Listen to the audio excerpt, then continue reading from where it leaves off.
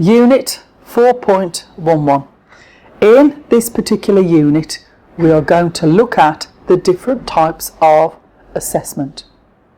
The first two that we're going to discuss are the differences between internal and external assessments.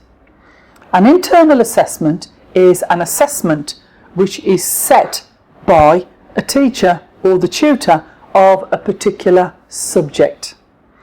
The teacher may set a class-based test. It could be an essay or an assignment for the student to complete. With this piece of work, the teacher needs to lay down the learning outcomes for each individual piece of work to include the assessment criteria. This enables the student to know exactly what they've got to do in order to pass the assignment.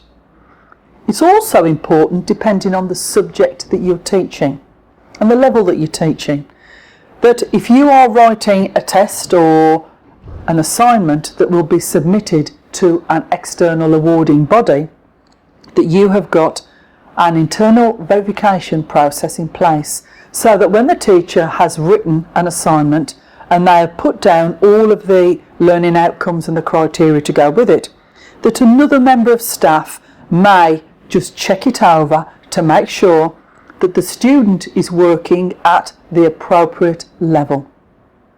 With an externally based assessment, this is where you've got awarding bodies such as Edexcel, AQA or OCN.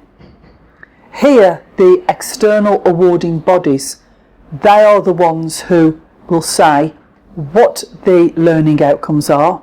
They will say what are each assessment criteria. A student may sit an exam which is then externally graded. It could be that an awarding body actually comes into college and does a moderation to check that the work has been completed by the student in order to meet the criteria that they think is appropriate for a student to achieve a particular qualification.